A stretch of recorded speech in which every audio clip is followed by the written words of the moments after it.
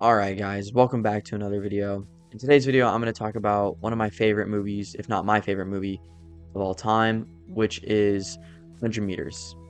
If you're unfamiliar with 100 Meters, it's an animated film that follows two track stars and their journey to becoming the greatest runner, right?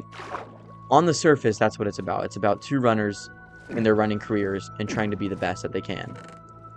But it goes so much more deeper than that. And for that reason, it's such an incredible film.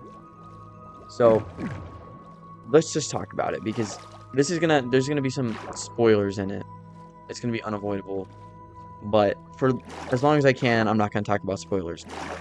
So starting off, I just want to talk about the brilliance of this movie. Why is it so good? First and foremost, we have to give a shout out to the animation. So it uses rotoscoping animation, which basically, I believe it's only in the second half that they're using rotoscoping. And that's when they take live action shots and then they trace over them. So they have to do a lot of work, right? People think rotoscoping takes less work, but in reality, it actually takes more or the same is what but that's what I read somewhere. I'm not sure if that's entirely true. Don't believe everything you read online, kids. Oh my freaking gosh. Oh my gosh. Okay. Too many close calls. If you saw my last video, you know why I'm just freaking here, stranded. But, hey, it is what it is. Tis what it is. You know what I'm saying? Oh, good heavens. I need a bed. I need a bed. But, no. It uses rotoscoping animation. It is so beautiful. It is so well animated. The thing I love about anime movies, because this isn't anime, is that they are so well done. And the animation is always so good for a movie. When you see an anime is getting a movie, you're like, oh my gosh, this is perfect. Because they just go ham. You can tell the budget increases and everything. And you're in for a treat. This is one of these movies where I was going to pull out my sketchbook and just do some homework. But, I mean, not even 1 minute in, I closed the sketchbook. And this is my second time watching the movie, mind you. So I'd already seen it. But it's just so impactful to me. And it's just so good that I was hooked. Even though I already knew what was going to happen. I was like, it's so good.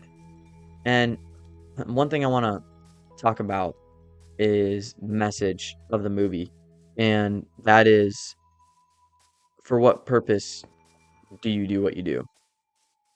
I touched on this briefly in my last video, right? Staying true to your values and reminding yourself why you're doing what you're doing. Because in the movie, it's the reason it's brilliant is, yeah, it's a running movie about people running the 100-meter dash. That's literally, it's a running movie. Okay. So kids can enjoy it and they'll think it's awesome. And they're like, wow, it's so well animated. It's so cool. But for the older audiences, it's a reminder and more so a question to yourself of how are you doing? It's like a checkup in a way and helping us understand, what are you doing? And it's just so good because you can enjoy it for what it is on the surface level, but if you want to attach a deeper meaning to it, that already exists. By the way, this is such a beautiful area. It's kind of funny. I traveled thousands of blocks and I couldn't find a home, but I'm low-key might find a home here because this is just so elegant. Oh my gosh, I couldn't ask for a better place, TBH. One of the best parts of the movie is this saying from the character Kaido, and I'm going to read to you what he says. Fucking shit, bruh. There's fucking zombies everywhere.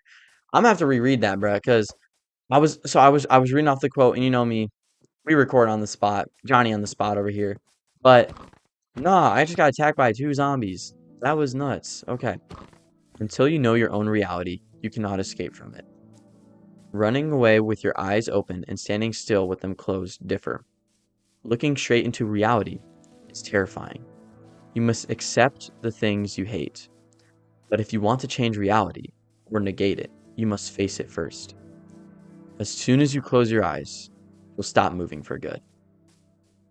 Wow. That's just crazy. So what is he trying to say? Right? What is the meaning of that? From my interpretation, when he's talking about standing with your eyes closed and running with them wide open are completely different. When your eyes are closed, you have no idea what's going on and you're standing still. You're not trying, you're not chasing. When you have your eyes wide open, you see everything. But it's hard to run with your eyes wide open, you know? Because it's like there's so many things that happen. Are you really able to understand all of it? And what we need to do is really observe everything with our eyes open. And it's going to be hard, you know? There's so many things we think about in a day that we don't. It's a passing thought. It's a little brief interlude, and then we're back into our life. And then we might think about it some other time, but it comes and it goes. We need to just take the time, really think about it. And when we finally understand it, only then are we able to make progress. So in this movie, what happens is, because this is going to be spoiler, is this character Kaido. His nickname is Forever Second. And the whole premise of his character is that he's always second place. And he's been, for the past 15 years, second to this another character called Zaitsu, who just wins every single race. And he's always constantly talking about his reality and how he's going to escape from it. And he's got plans, you know. And then we finally see, within the last, I want to say, 15 minutes of the movie, he escapes his reality. And he beats Zaitsu. And we see in this moment, Zaitsu actually smiles when he gets passed by Kaido. And then after that, Zaitsu announces his retirement. Not only that, Kaido won that race, so he won that 100-meter dash, obviously. But that's all he cared, right? He did it. He proved to the world he could beat Zaitsu because he understood what his role was, and that was, you know, he was always second. But that doesn't mean he has to accept that he's always second. He can change it, but it's about understanding his role as kind of like a rival, I would say.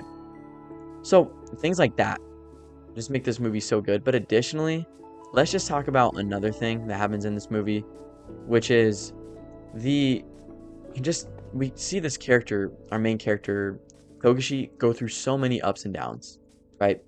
He starts off as a prodigy. He never loses, doesn't lose a single race. And the trend continues up until the second time skip, right? He doesn't lose for so long. And then he loses. We don't actually get to see him lose, but it fast forwards, and then we find out that he quit track because he had kept on continually been losing, and the pressure was just getting to him, right? But then there's another, oh my gosh, there's another beautiful scene that happens. And I took a video on my phone of it. I'm probably not going to show it just because I don't want to get copyright claimed or anything. So if you guys are looking to watch this movie, by the way, it's on Netflix. I don't know any other legal sites that have it. Maybe Crunchyroll does, but I know it's on Netflix. And I'm not sure how many of you guys have Netflix, but I thankfully had access to it last night. So I was like, heck yeah, I'm going to watch it. But in this scene, this track and field club captain is trying to recruit Togashi to join the team. But Togashi, you know, he's like, I don't want to join, all this. And then one day she just asks him, can you run for me? Right? So what does he do? He's like, okay, I'll just run 100-meter and you can look at my form and then that'll be that, right? That'll be it. But then, as soon as he starts running, the air changes. And as he starts to run, he has this moment of realization, this epiphany about why he does it. You know? Like why he kept on running and the joys that are associated with it. From that moment on, our character fell in love with running again. And then the movie just gets better, right? We follow him, and this is when like there's a pretty cool story that happens where they recruit another retired runner, and once again they have him run, and then all of a sudden he's back to running and he loves it. And then there's a time skip, and it shows him as a professional athlete, and now he's losing. He's not that good. And then this is when Kaido comes in and talks to Togashi and kind of just tells him, you know, break your reality. Just go for it. Just do what you can. And, you know, you have to accept things the way you are. And he just asked him, like, why do you run? And then it's so funny because after he was asked, why do you run? He thinks about it. He doesn't really have an answer. And then he gets asked by a reporter later on, why do you run? And this question keeps on just getting reminded to Togashi. And eventually he comes up with one of his reasons. And that's when Kaido is like, okay, but this is how I see it. I don't think you've truly found your reason to run. And then our character starts to perform really well, so much so that he goes into finalists, the national, like nationals. He's running nationals in Japan. And just when things are going great, boom, another thing happens. He gets injured. And then this is just such a good part for me because it really shows you the toll that it takes on some like a professional athlete or anyone when you devote your whole entire life to something and just see it crumble apart. Because what I forgot to mention is that if he didn't perform well this season, if Togashi didn't perform well, like he'd been slacking, he would not be able to run and his contract would be expired and he would be cut as a professional runner. So he needed results and he had great results. This injury hits and it's in the contract they tell him if you don't run this nationals race, unfortunately, he's done. So he's got this injury and we just see this moment where he's completely crushed by it. You know, it's so well animated. It's got the most obscene, it's not like, it's ugly, right? It's ugly because it just shows a guy crying, but they animate it in a way that you feel uncomfortable and it really evokes emotion within the moment of like, oh my gosh, yeah, this is, ugh, right? So I love it. I love it for that reason. It's so good. It's so well done.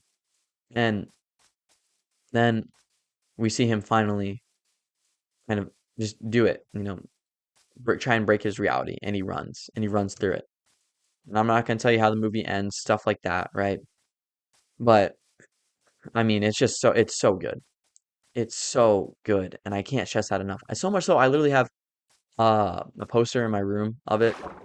And someone asked me actually one time, like, "Yo, where'd you get that poster?" I was like, "I low key just printed it off because I just printed it off for free from my school on like 11 by 17-inch paper."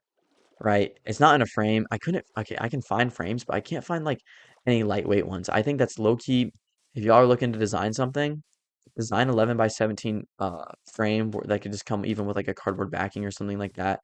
And then, you know, like a plastic laminate front. Maybe I'll design that, honestly. Because it's not too hard. But I wish there was something like that existed so I could just showcase my love for this movie even more. Okay, buddy. You're like not even him. I don't know why you did that. Don't freaking blow up on me. I'm about to blow up, but yeah, honestly, if you are on the fence about watching movies, oh, well, okay, pause. If you're on the fence about watching this movie and you're like, oh, you've seen it floating around, is it worth your time? Absolutely, 100%, 1,000,000%. Yes, yes, yes, yes. Yes, yes again. Yes, a third time. Yes, a fourth time. Yes, a fifth time. It's so good, and I can't praise this movie enough. So yeah, it's just one of these movies you just sit back and watch, and it's so beautiful too.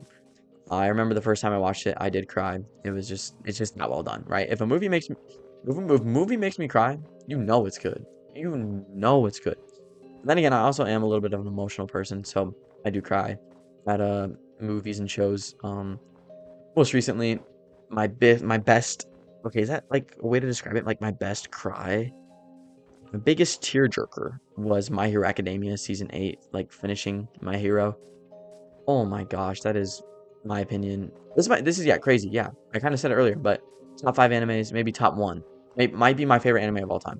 That's not crazy to say. And then favorite anime movie, 100% 100 meters, which is this movie that I just reviewed. But unfortunately, we died and that sucks. But fortunately, we recover and we're starting to find beauty in this spruce wildlife. So thank you guys so much for watching yet another video, and I hope you guys have a great rest of your day.